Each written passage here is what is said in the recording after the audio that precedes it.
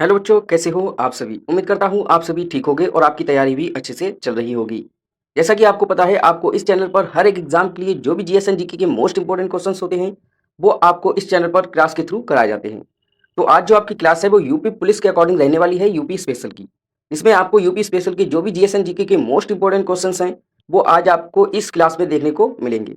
तो बने रहिएगा इस क्लास के एंड तक, जिससे कि आप अपने एग्जाम में अच्छा सा स्कोर कर सको। तो चलिए देरी ना करते हुए इस क्लास को स्टार्ट करते हैं। जैसा कि यहाँ पर आप पहला क्वेश्चन देख सकते होंगे, दिया गया है राष्ट्रीय राजमार्ग विकास परियोजना के उत्तर दक्षिण तथा पूर्व पश्चिम गलियारे मिलते हैं। कहाँ पर मिलते हैं आपसे ये पूछा गया है इस क्वेश्चन के माध्यम से। तो जैसे कि हम मैप के द्वारा बताएं कि इंडिया के मैप के द्वारा, जैसे कि ये एक तरह से मैप मान लेते हैं इंडिया का, ठीक है। यहाँ पर बताया गया है उत्तर से दक्षिण, मतलब उत्तर यानी नॉर्थ से साउथ यानी दक्षिण तरफ ये जो एक गलियारा आता है, मतलब एक राष्ट्रीय राजमार्ग आता है, ठीक है। और पूछा है पूर्व से पश्चिम, ठीक है। पूर्व से पश्चिम यानी ईस्ट से वेस्ट तक, यानी कि पूर्व से पश्चिम की ओर एक गलियारा जो आता है, इस ये जो दोनों गलियारे हैं वो कहाँ पर मिलते हैं, ये जो मिलते हैं उसका नाम पूछा है कि कहाँ पर मिलते हैं, ठीक है। तो राष्ट्रीय राजमार्ग विकास परियोजना के उत्तर दक्षिण तथा पूर्व पश्चिम गलियारे मिलते हैं कहाँ पर, ये आपसे पूछा गया है इस क्वेश्चन के माध्यम से। तो इस क्वेश्चन का जो राइट आंसर हो जाएगा ऑप्शन नंबर बी हो जाएगा, झांसी में, ठीक है। ऑप्शन नंबर बी जिसका भी आ रहा था यहाँ पर वो बिल्कुल सही है, बिल्कुल परफेक्ट है।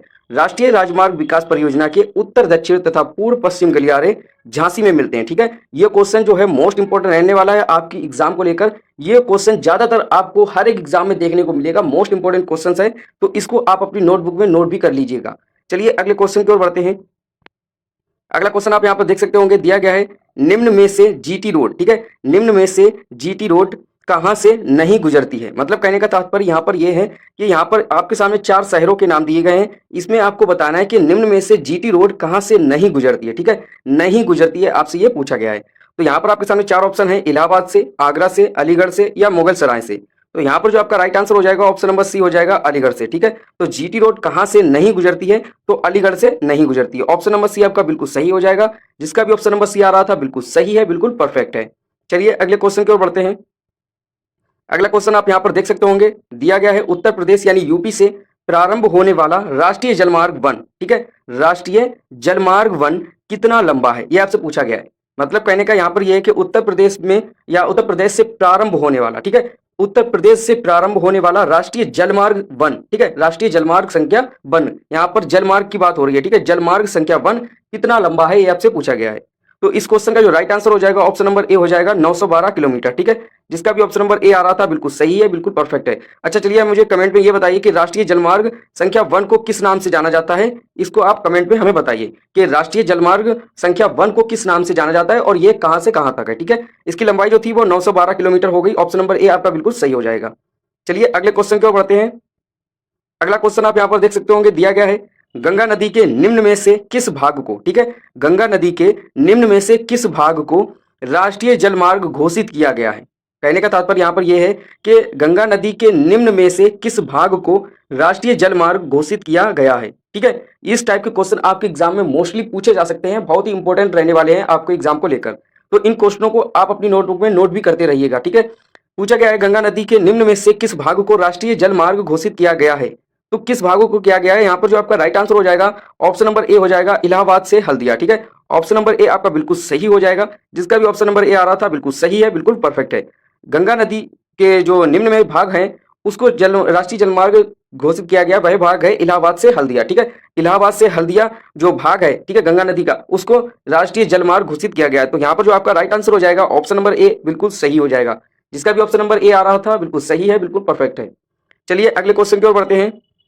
अगला क्वेश्चन आप यहाँ पर देख सकते होंगे, दिया गया है सबसे लंबा राष्ट्रीय जलमार्ग कौन सा है, ठीक है। सबसे लंबा राष्ट्रीय जलमार्ग कौन सा है जो उत्तर प्रदेश से होकर गुजरता है। यहाँ पर आपसे ये पूछा गया है। देखिए इस टाइप के क्वेश्चन में ज्यादातर कंफ्यूजन होती है स्टूडेंट को, ठीक है। तो यहाँ पर मैं आज आपका जो कंफ्यूजन है वो सारा दूर कर दूंगा। यहाँ पर आपको पूछा गया है कि सबसे लंबा राष्ट्रीय जलमार्ग, ठीक है, ओ सॉरी राष्ट्रीय राजमार्ग, ठीक है, सबसे लंबा राष्ट्रीय राजमार्ग कौन सा है जो उत्तर प्रदेश से होकर गुजरता है।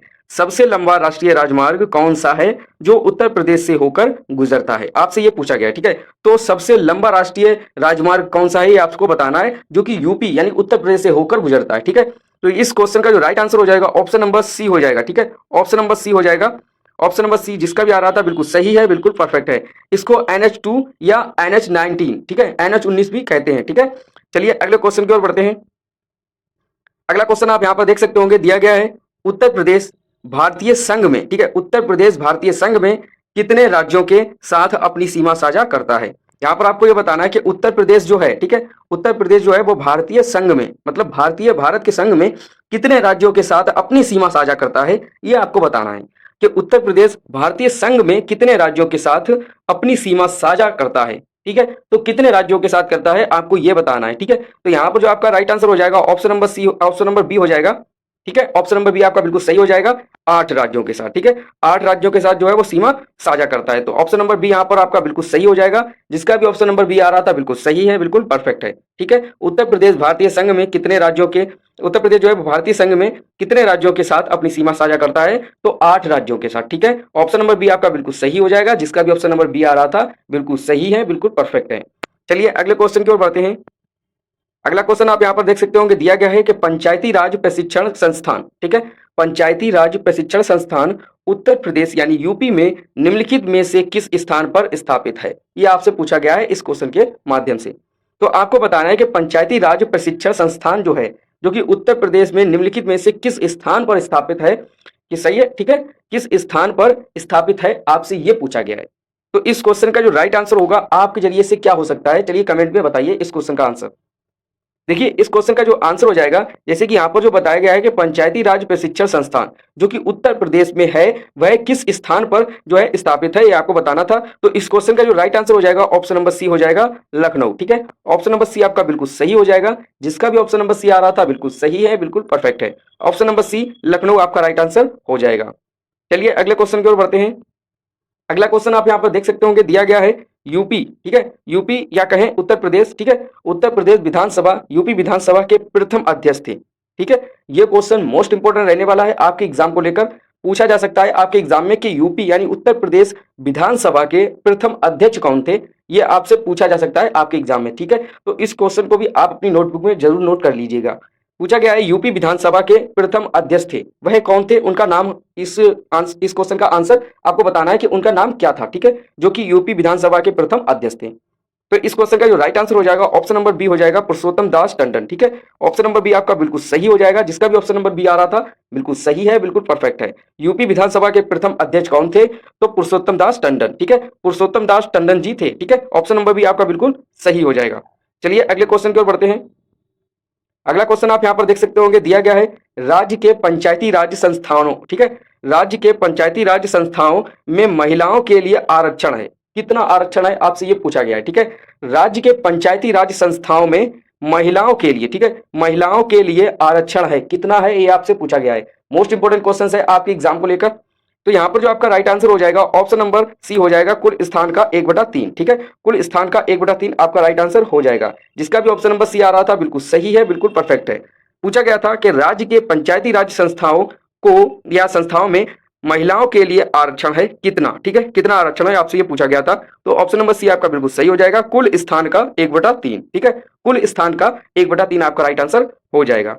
चलिए अगले क्वेश्चन की ओर बढ़ते हैं। अगला क्वेश्चन आप यहाँ पर देख सकते होंगे, मोस्ट इंपोर्टेंट रहने वाला है आपके हर एक एग्जाम के लिए, ठीक है। आपके यूपी पुलिस के एग्जाम के लिए तो ये मोस्ट इंपोर्टेंट है ही, लेकिन अदर एग्जाम के लिए ये क्वेश्चन मोस्ट इंपोर्टेंट रहता है, हर एक एग्जाम में पूछा जाता है। तो जैसे कि इस क्वेश्चन में आप देख सकते होंगे, दिया गया है कि ग्राम पंचायतों के गठन से कौन सा अनुच्छेद संबंधित है, ठीक है, कौन सा अनुच्छेद संबंधित है ग्राम पंचायतों के गठन से, ठीक है, ग्राम पंचायतों के गठन से कौन सा अनुच्छेद या आर्टिकल कहें के संबंधित है, तो कौन सा अनुच्छेद संबंधित है आपको ये बताना है। देखिए मोस्ट इंपोर्टेंट क्वेश्चन है आपके हर एक एग्जाम के लिए।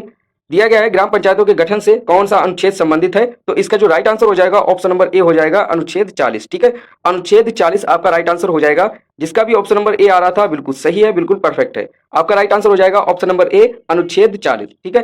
तो आपने इस क्लास में कितने क्वेश्चंस खुद से सॉल्व किए हैं और कितने क्वेश्चंस ऐसे रह गए हैं जिसपे कि आपको डाउट है अभी भी, तो हमें कमेंट में वो क्वेश्चन जरूर बताइएगा, जिससे कि मैं आपका डाउट क्लियर कर सकूं, उसको दूर कर सकूं।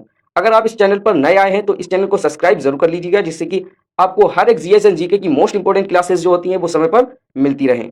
तो अगर आपको ये वीडियो थोड़ी-सी भी यूज़फुल लगी हो तो इस वीडियो को लाइक भी ज़रूर कीजिएगा, जिससे कि मुझे मोटिवेट मिले और मैं आपके लिए ऐसे ही जीएस एंड जीके की मोस्ट इंपोर्टेंट क्लासेस लाता रहूँ, जिससे कि आपकी तैयारी अच्छे लेवल की हो सके। तो चलिए इस क्लास को यहीं तक रखते हैं, फिर मिलते हैं अच्छी क्लास के साथ, अच्छे क्वेश्चन के साथ।